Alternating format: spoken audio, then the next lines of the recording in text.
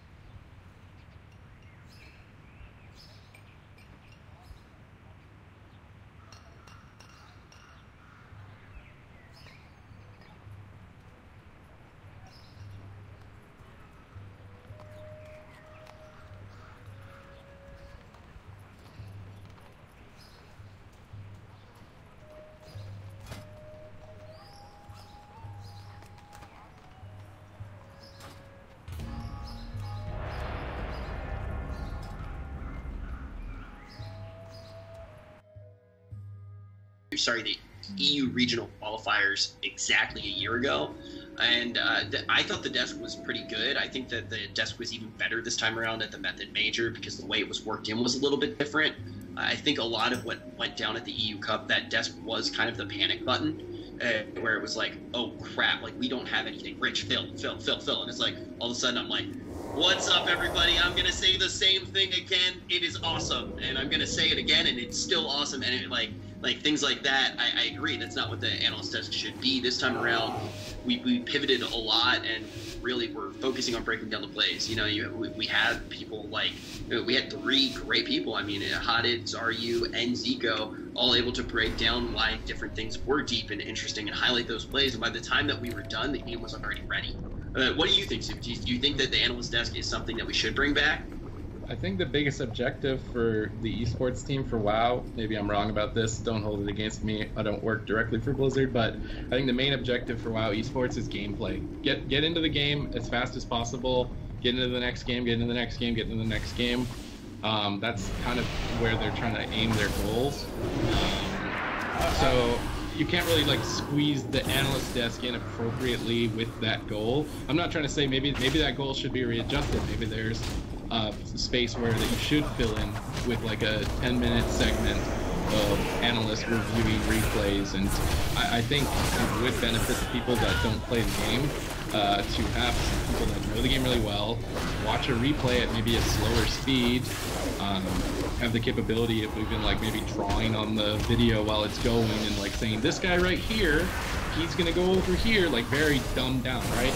Take it to the very basic level for the people that don't play the game at all, and then they'll get something out of it. Be like, oh, thanks for slowing that down from the impossible hype speed it was before. Now when I see that again, I'm more likely to get into it, right? I think it would snag the attention of new people that don't understand the game to have that space for an analyst desk, but within the objective of just getting game into game into game into game into game, it doesn't fit. Well, when you look at why they want to get game to game to game, look at even like the NBA, for example. When they go to halftime, they retain about 30% of their viewership. Mm-hmm. Like you That's lose what it's about. Yeah, so you want to be able to have as much gameplay as possible. But I would counter with the Method analyst desk, with what we saw at that Method Major, we were getting into games faster than we usually get into games. And it's a logistical thing. I think you'll notice the speed for the LAN events is going to be like exceptionally faster than the cup system. It's just a logistical communication thing. Yeah. Admins have to communicate one thing to somebody at Blizzard. Blizzard has to communicate that to a producer, communicate that to the director, and then queue it so that everything looks really seamless.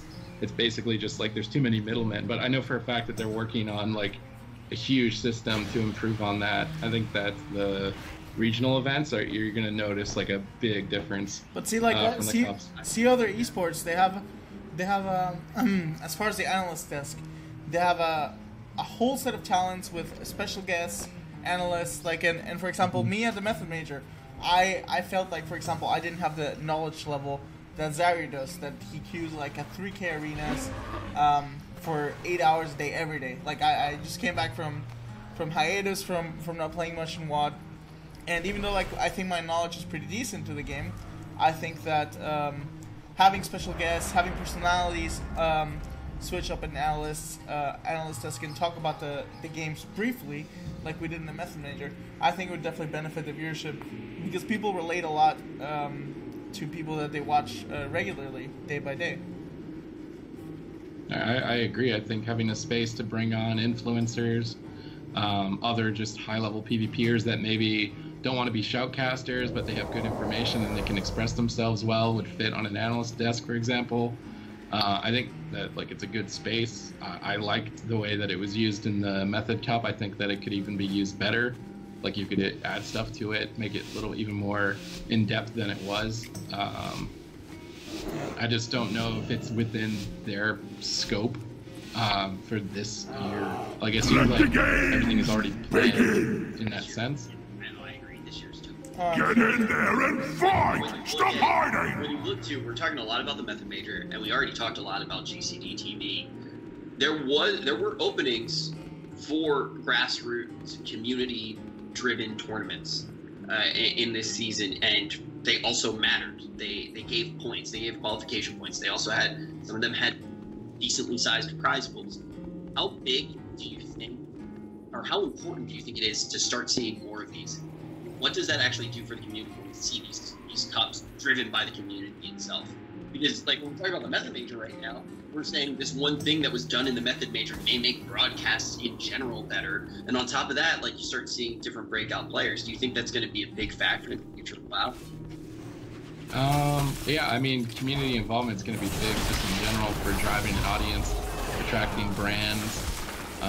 Right now, World of Warcraft's biggest drawback is that the only, at least for Arena, right, because that's what we've had in the past, is BlizzCon is the main objective.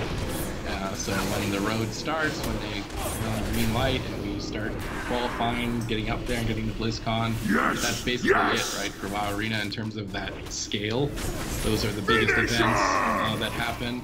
And then everything outside of that is like Adam and Jen home run tournaments, kind of online events, maybe not the most massive prize pools, more just to keep the community involved kind of scenario. So yeah, if outside organizations came in and decided that they wanted to do a LAN outside of the BlizzCon circuits, I mean, that would be widely well received. I think that with the Dungeon Invitational happening, that there could be a lot of teamwork from the PvE side and the PvP side of WoW for their events. Like, you have a huge PvE event, then the advertising for that can advertise for the PvP tournament next weekend. Then the PvP tournament can use their viewership to advertise for the PvE tournament. Then you've got basically WoW content all of the time, and it supports each other. Whereas like right now, the game is kind of really cut. It's like, I'm a PvPer, PvEers are noobs. I'm a PvEer, PvPers are noobs. And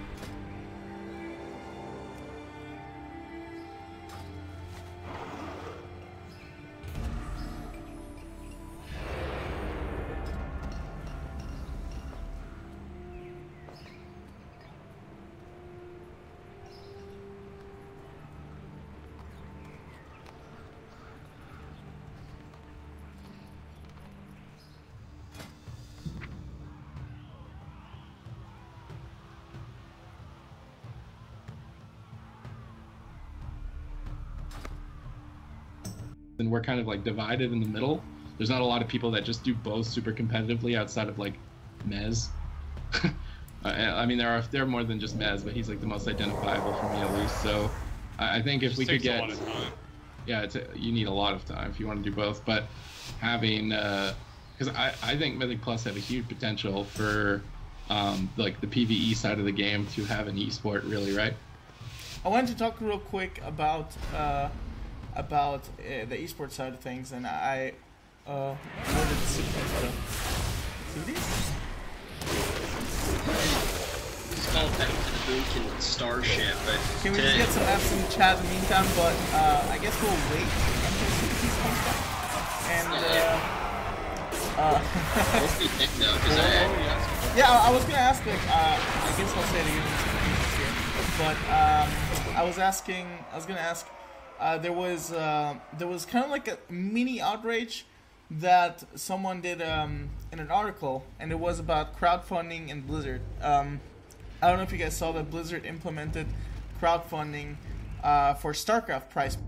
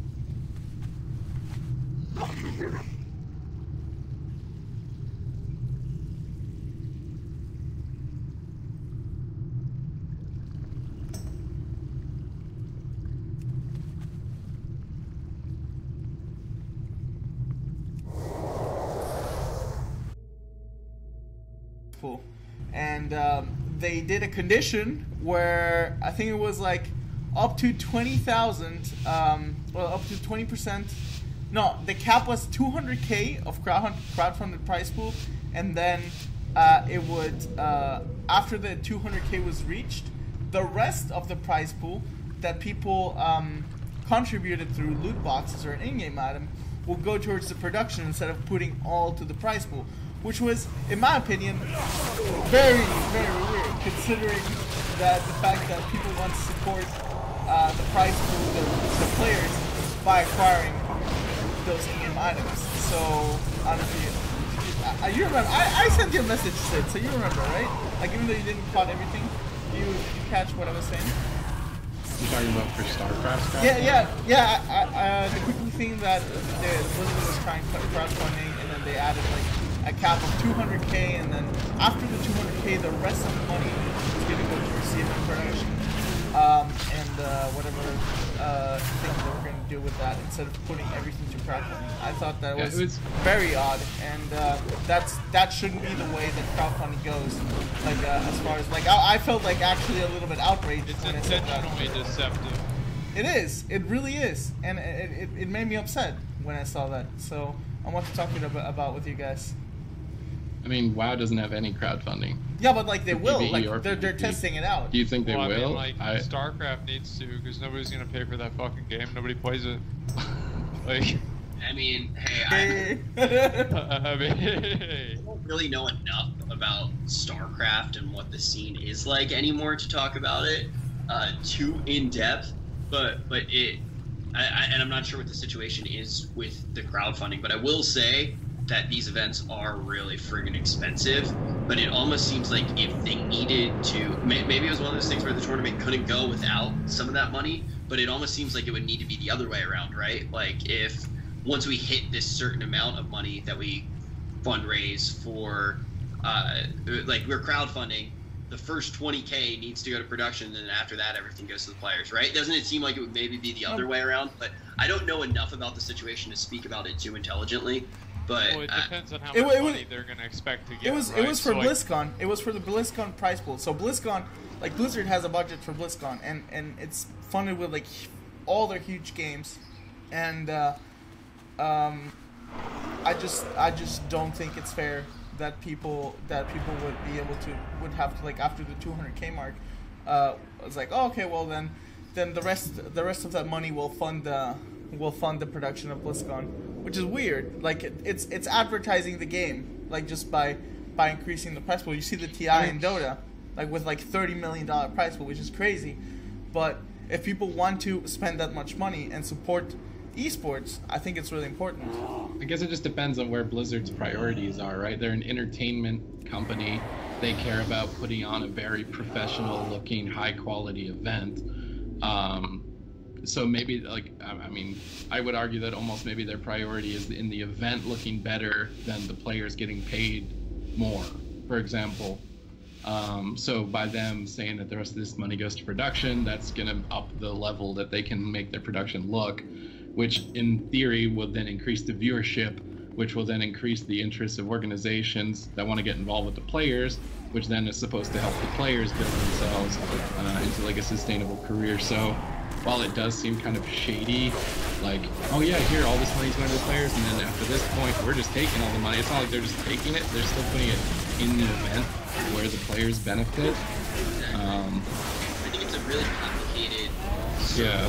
and a lot of times the reaction is like, even as a player, it's like, oh, I want to make quick money. But the thing is, you need to be building a career, right? I mean, are they really trying to develop a scene if they can't even pay for the tournament? Look at HOTS, right? Here's an argument that I'm going to make right now. Look at HOTS. Everyone made like so much fun of the HOT scene for the longest time, and Blizzard put everything into that scene, put so much into that scene, and this is my present. Okay. So Sponsored by Skype. I just hung up. But the thing is like they put so much into HOTS and created a scene around it, and I don't know how big the prize pools were. That doesn't matter. Those players now are actually professional players in that scene because that scene was created, and now it's doing really well. Those shows, production-wise, are incredible. Their talent is great. Like there was a real scene there, and it was created almost out of nothing. It wasn't like the game blew up. I think it was created out of Blizzard money. Yeah, dude. Like the amount of money, like let's be real. The amount of money that Blizzard put into Heroes, and the amount of influencer campaigns that they had to pay, like YouTubers and streamers to like promote Heroes, it's kind of ridiculous. That ended up being good for the players. I mean, that's kind of what my argument though is like that money that goes to production, that goes to marketing, that goes to all of that is really good for it's players. It's not good for the players overall because it's not organic. If you're not creating organic demand for something and you're just creating it artificially with tons of advertising and residual Facebook views and other ways to kind of artificially increase Twitch views, that's not good for players, and that's not good for anybody. That's just basically holding on to something that is already dead. They can try to do that, that's fine, but it's not working. And it hasn't. HOTS is an investment, right?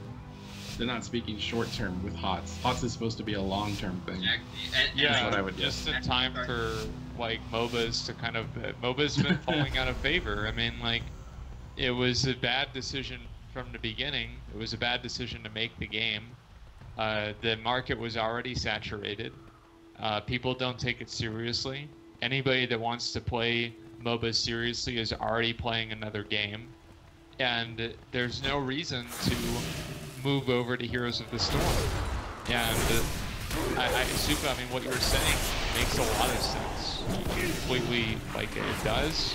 But at the same time, if they have to crowdfund their own tournament, do you really think that it's that much of an investment of people's money to build a scene if they can't even crowdfund the tournament?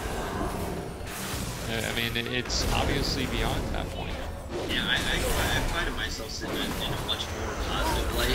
I feel like even if it isn't organic, by creating that scene, like there are jobs for pro players within that scene. And if you're looking at what's best for the players, even whether or not it's organic, if you have a company holding up the scene and guaranteeing that there are going to be tournaments, you actually have something to compete in to win money, and that might be better than just one tournament having a big prize pool.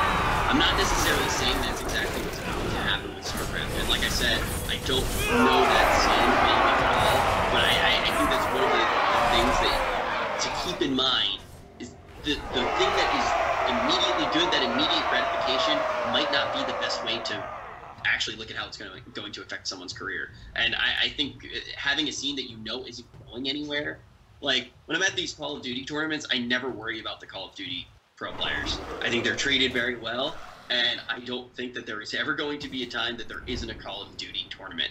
And getting that in every game is what I think is the best for the pro players. Does Call of Duty just now?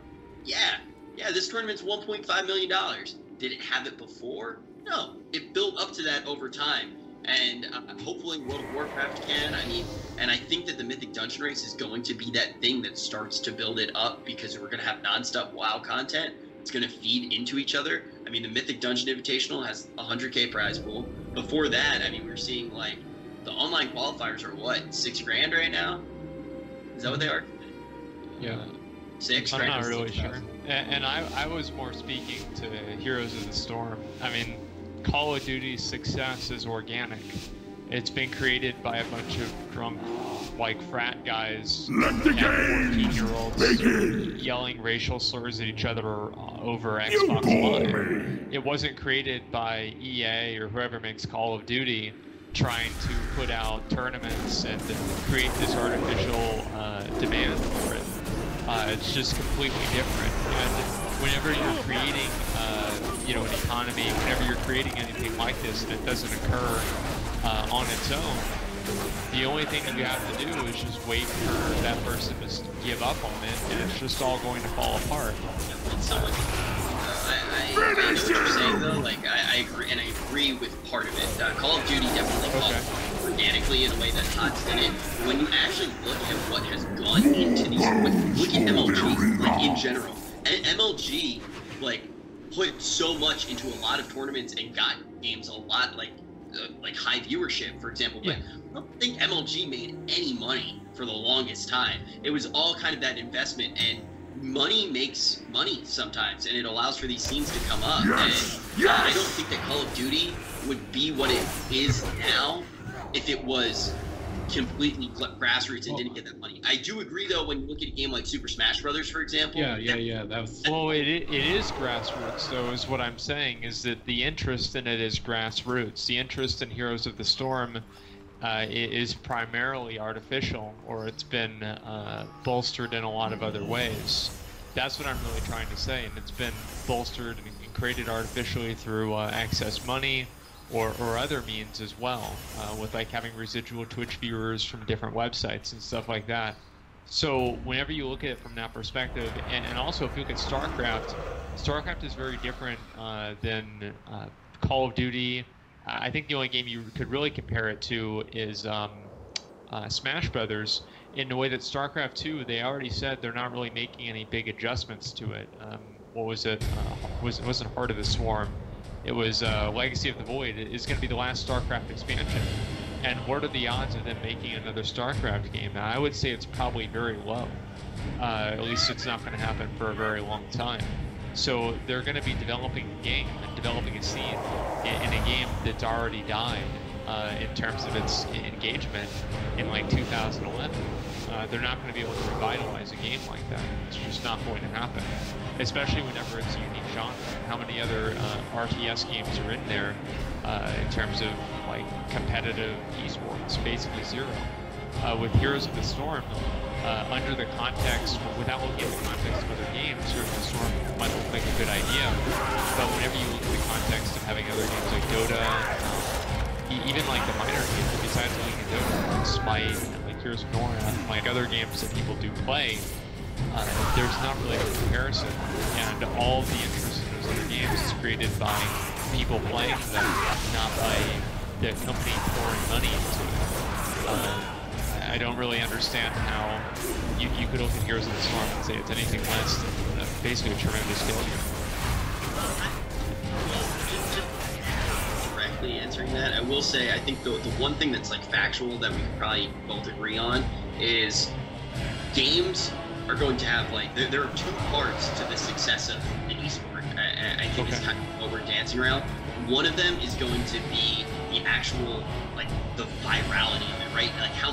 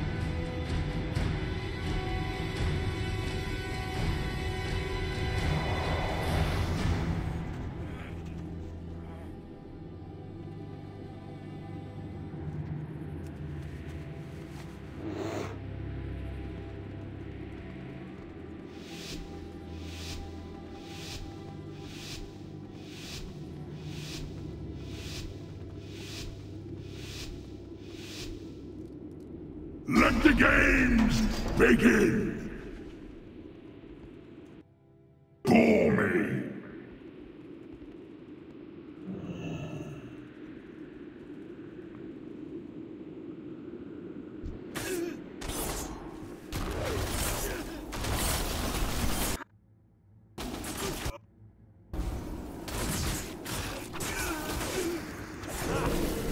Finish him!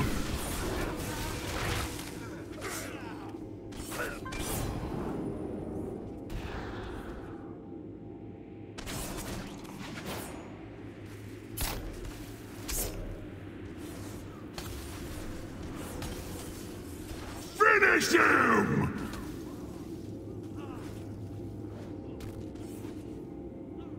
More bones for the arena!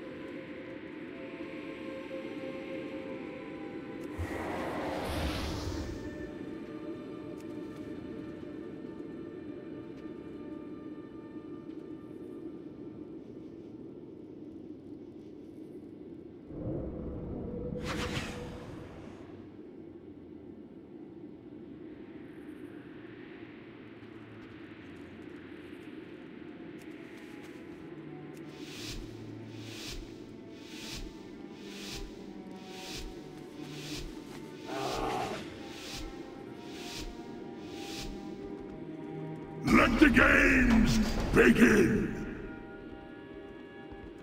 All you weaklings do is run around!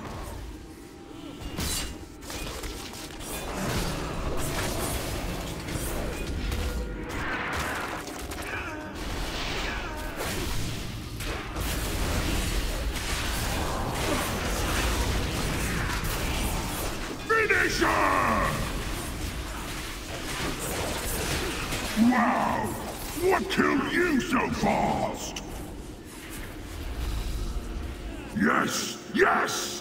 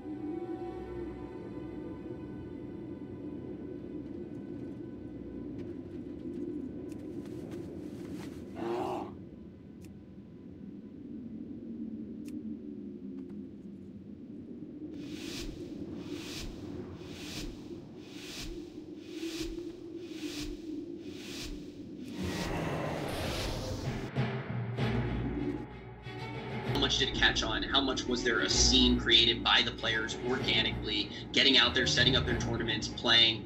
And then the second is actually the money that comes in, the infrastructure that comes in. And I think the question right now is, can one exist without the other? Is one more important than the other?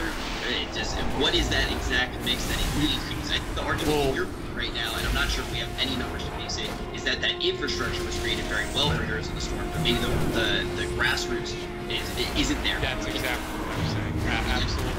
I don't know the numbers to actually back that up, but I will say it is very clear that the infrastructure for that game is massive. It is massive. And unlike things that I've seen in esports before, and then I think the opposite one is when you talk about maybe Super Smash Brothers. That one, it seems like the infrastructure's just never been there. It's non-existent. People are playing world tournaments on a TV from 1990.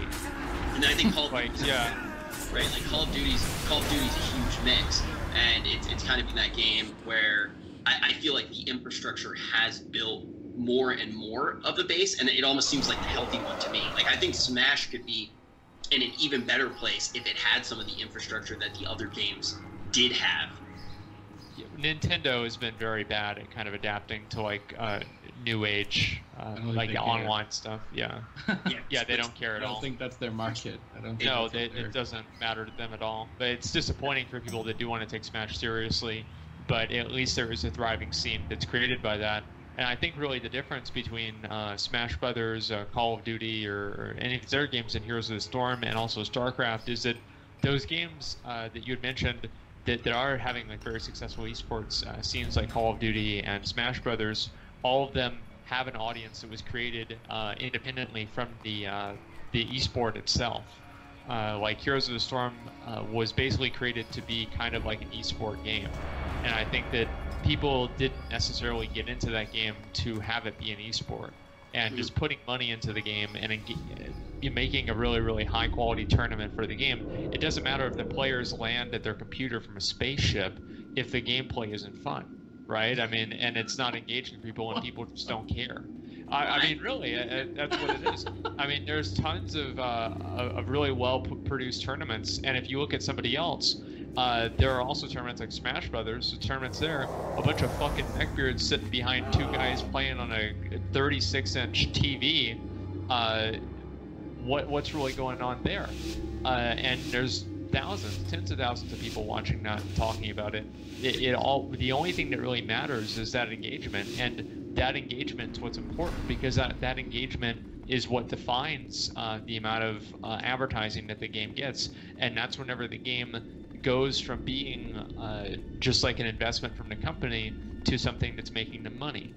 And that's whenever like advertisers are actually willing to advertise for that game, and I don't think Heroes of the Storm is ever going to get to that point. And that's really all I have to say. I really just don't think it is based on everything I've said.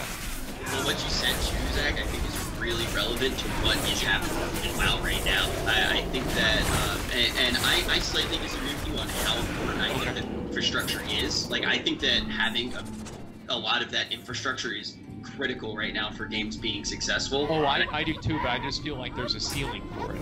That's all. Like, after you get to a certain ceiling where you've got the guys at the desk, you've got the cameras, you've got split views and everything, that's good. You don't need anything more than that, and everything else besides that is just kind of not really all that important. And if you also compare, one other thing I'd like to compare is compare Heroes of the Storm to Overwatch. Like, that's a huge difference. Yeah. Well, I think both of those games have two of the craziest infrastructures we've ever seen in esports. Yeah, but the difference is that people actually play Overwatch. I don't know those player numbers. The talk show has turned into a Let's Trash Talk Oz show. Well, it's very frustrating to me to see to see Blizzard focusing on that game, because I feel like it's a complete waste of time, and it indicates a lack of awareness. And I mean, obviously, I'm not like a billionaire like vice president or something like that, but it doesn't really take a chef to see that food is bad, right? Yeah, well, I think I think the thing is too, though, that the one thing that you're overlooking and why I'm kind of like being pretty set in where I stand on it. It is so friggin' expensive just to actually make a stream have gameplay delivered at the right pace. Like when we look at WoW, which is the game that we all know the best, the amount that it takes to actually have Elbreth getting us into games like very quickly, like that is crucial. If you don't have that, the esport crumbles. So that's what Eisengold's arguing, though. Like those are the things that really matter, and if you don't have those infrastructures, I don't think that an esport can really stay alive. So having those are very good. Now I want to turn it back to WoW really quick. I think we got some really interesting stuff out there, but we have a lot of stuff. We have we have the season ending, which is crazy. Well, I kind of want to now we're on the topic of WoW. the Dungeon Invitational, because I think that the thing that's interesting about that, and a lot of the stuff that Zach's saying about like organic growth, when you talked about Call of Duty, for example, you're saying, well, the esport grows because players are playing it in the same way. Now all of a sudden we're opening up World of Warcraft esports to a completely new player set of World of Warcraft players, and I think the question is, how big is this impact going to be? Period for World of Warcraft on Twitch, on streaming platforms, and then how much is that going to affect arenas in PvP? I don't think it's really going to affect arenas a whole lot. I think that having the Mythic Plus Invitational is going to engage people a lot more whenever they are doing Mythic Plus, because they're going to be doing a dungeon, and if they watch the tournament, they're going to be thinking about whenever they're doing Maw of Souls, well, what was it like whenever the Method team did Maw of Souls? And so they're going to have something to kind of compare it to, and it's going to have people try to actually perfect that meta in a way that we haven't really had before, especially in terms of 5-man content.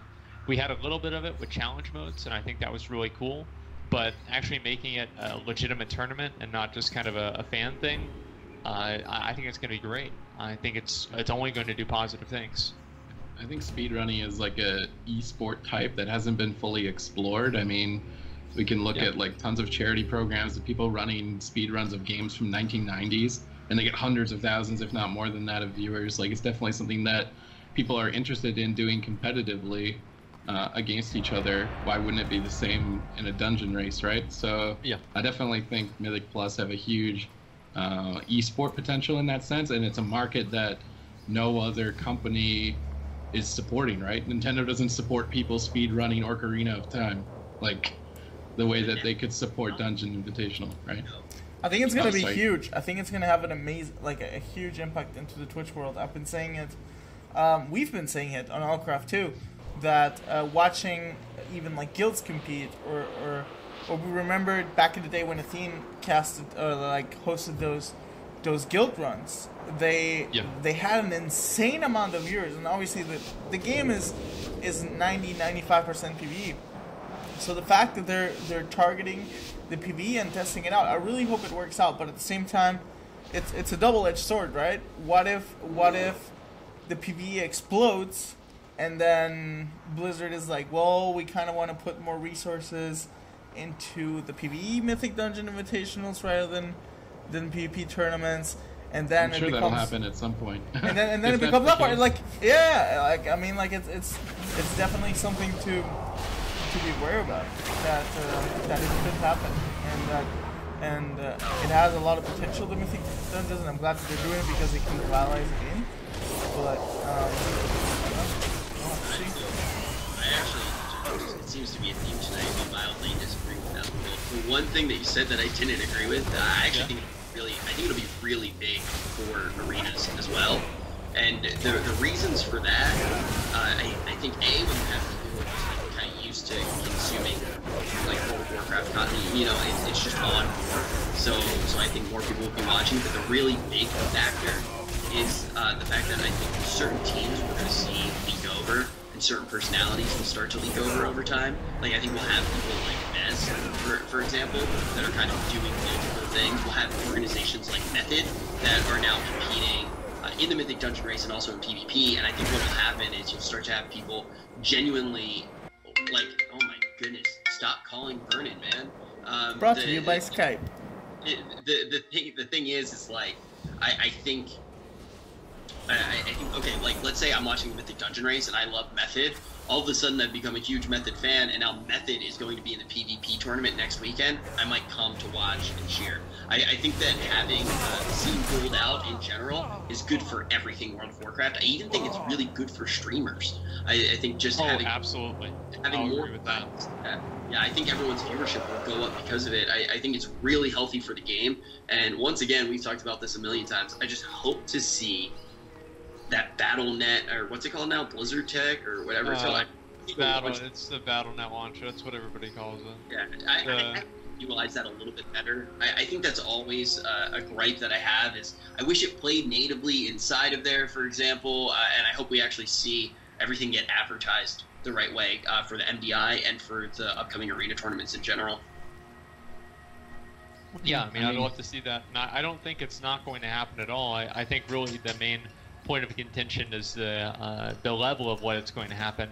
I think obviously there are going to be some people that now that they are being engaged in a unique way with like WoW competitive PvE, they might move over to watching competitive PvP. Of course there are going to be people like that, but I think it's going to be less than probably 5 or even like 1%. There's going to be very few amounts of people that are going to do that. And also like the players moving back and forth, I don't really think that's entirely what's going to happen. And I think it's just a completely different skill set. It's like if you go to the like the Olympics or something like that, or track and field, you don't have some people that are doing like the 100-meter sprint and then suddenly now they're doing the shot put, right? It's a very different like level of skill, and it's a completely different type of skill. Now they're doing the shot. Now, are some of those people going to move over and do that, like what you said with Mez? Possibly, but I just think it's going to be so unlikely. It wouldn't really be something that I would consider. I think it's going to be positive, though. You're entirely right, Rich. It's good for streams, right? You can see people like whenever I did like a plus 20 or something. It's not even like a super high key of Upper Karazhan. I went up 1,000 viewers. Like it's insane, and people really like seeing that stuff, and they like seeing the competition. They like seeing the tournaments, and they like seeing competitive, difficult content. And I think it's just going to be positive in general. Yeah, I think the thing, I do agree with you that it's going to be rare to see players that can do both. Like, they're completely different skill sets.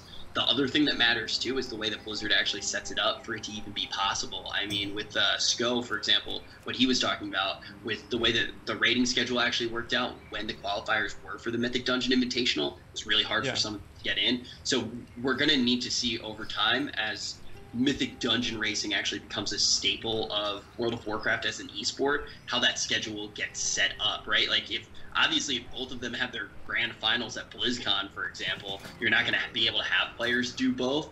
But it's nice to see if there is that avenue for players to be participating in 2 separate tournaments. Maybe the money's going to be good enough for them to dedicate all of their time to actually being a professional player. That's something that I hope to see, and maybe actually see them have seasons or like alternating weekends. Clearly we'll have to figure out what the best schedule is, but I'm just hoping for players to be able we're having seasons in a way. Mythic Plus is effectively turned into a season in the way that they've scaled up Mythic Plus throughout the expansion, and that's worked as a season in a lot of ways. So even though it's not official, that's still been the outcome. Do you think that PvP and PvE tournaments can coexist in the long run? I don't think anybody would say that they wouldn't be able to. Absolutely.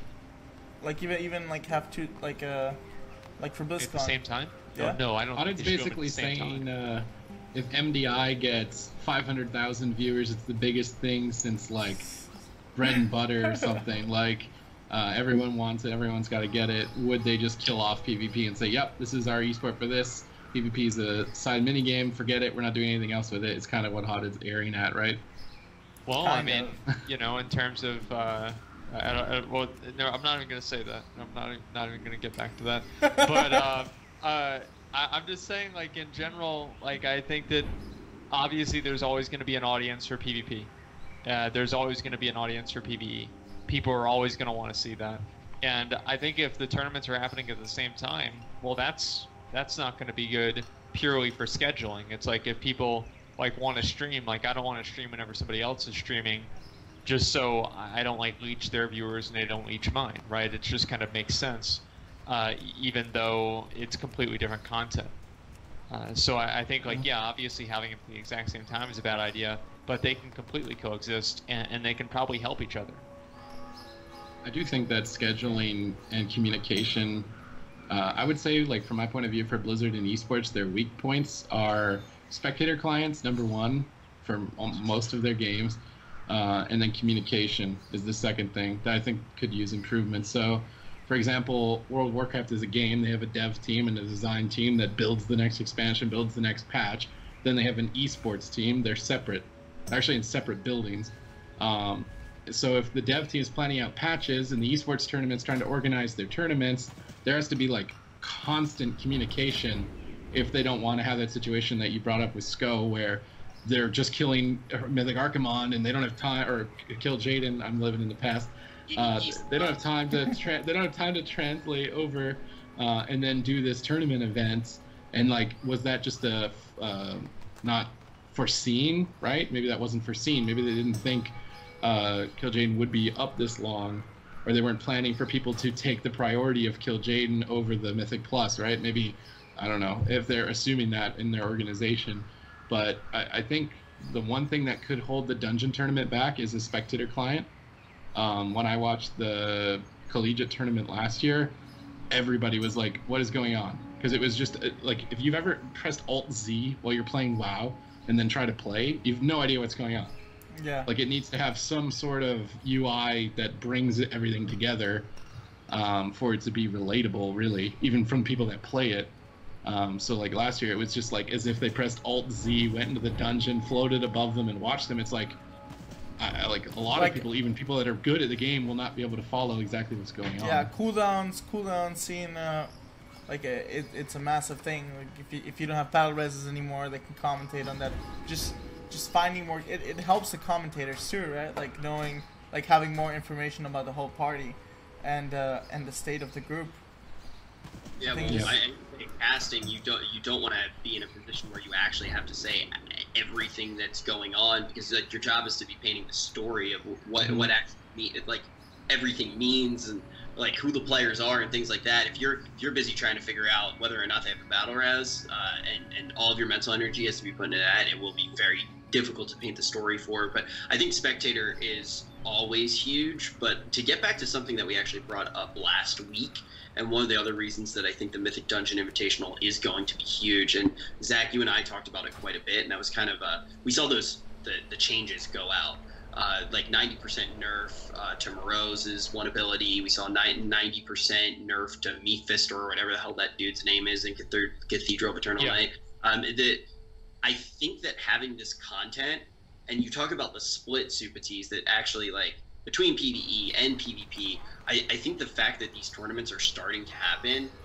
they actually become a drive for change in the game and for improvement in the game, and I think that will follow over to PvP as well, because it opens up a very good dialogue between devs and between that esports team. I think this is one of the things that really breaks down that wall, and I think it's just going to make everything better. I agree with that completely. I think the better the communication can be, the more that we're actually going to see happen with the community, and that's one of the things I'm really excited for moving forward. And it's like crazy to see it all coming together now. I feel like the way that esports has changed for World of Warcraft in the last year has been kind of nuts. I mean, I know it's when I've started, I started last year, so maybe every year has felt like this, but to me, I literally went from one season, then all of a sudden we just increased the amount of tournaments that there were. It's based off a point system. Now there's a whole new format introduced. Has there ever been a year like this before, Sid? That like it felt this much change was happening?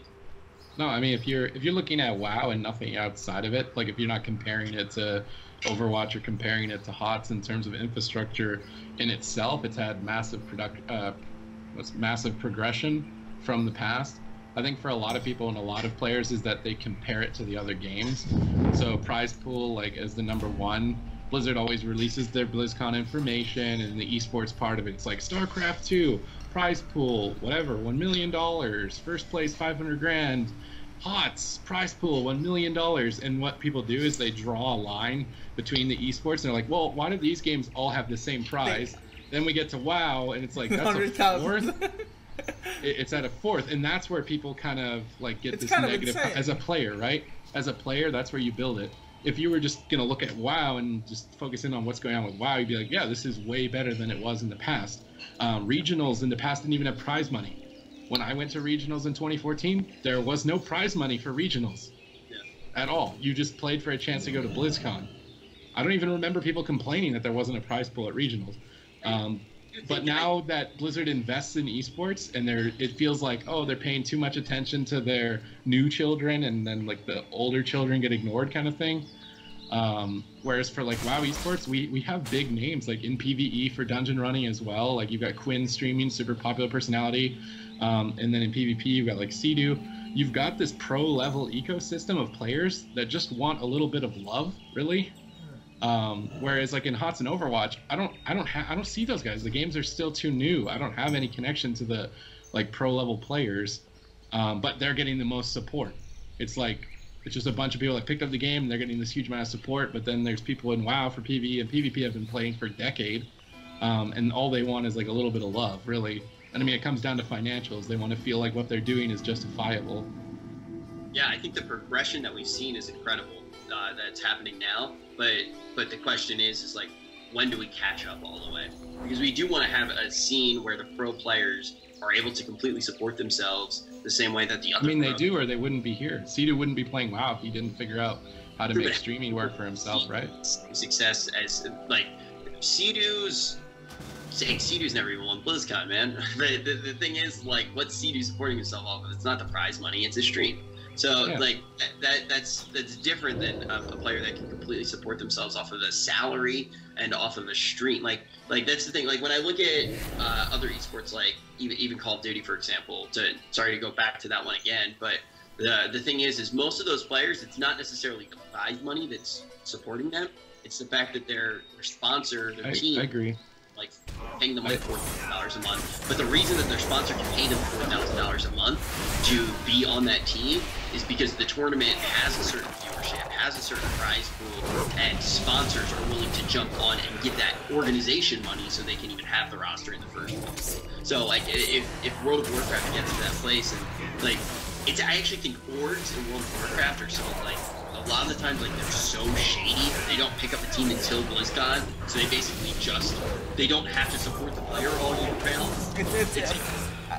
On the org's defense, man, like, there's no return on like everything's a return. It's a buyer's market. Yeah, everything's a return of investment. Why, you can't why are you going? Let's throw away money during a whole season that we don't get exposure and the sponsors don't get. Changed, right? I mean, I think like now it's changing, but like in the past, like if you got $200 a month for WoW, that was a freaking bargain. You're balling. Yeah, exactly. Yeah. Like there was no reason for teams to pick up WoW. Now I can see the potential of teams maybe starting to come back to WoW, but at the same time, the scene has to show growth, and I don't know, like it has to flourish again, I guess. It's got to be one thing at a time. What's funny is like the viewership for WoW gets better every year. I mean, some cups are inconsistent. I wish I could draw a conclusion as to why. Like we've had some cups that, in my opinion, really underperform in viewership. Then there have been other cups that are excelling beyond what I would have expected for like a qualifying phase of a tournament. But I do my best to tune into like multiple esports. Like I watch the Overwatch Open, I watch all the HGCs. Overwatch's viewership is really bad. Yeah, when I look at the viewership comparatively with how much support they've got from Blizzard financially, it's mind-boggling to me a little bit as to like, why does WoW still even have viewers when it doesn't have the even close to the same financial support as like Overwatch or HOTS does? But HOTS and Overwatch result in the same, sometimes a little more, sometimes less. It's kind of strange in that sense, and I think that's because of the people's attachment to WoW overall. Attachment to WoW and attachment to the people playing that they've watched for a really long time, that they keep tuning into that. That's what they want. Whereas with like HOTS and Overwatch, I mean, we talk about it like kind of being artificially, right? Blizzard just kind of like throwing money at it to make people like switch from your game to our game, we'll give you a salary. They're almost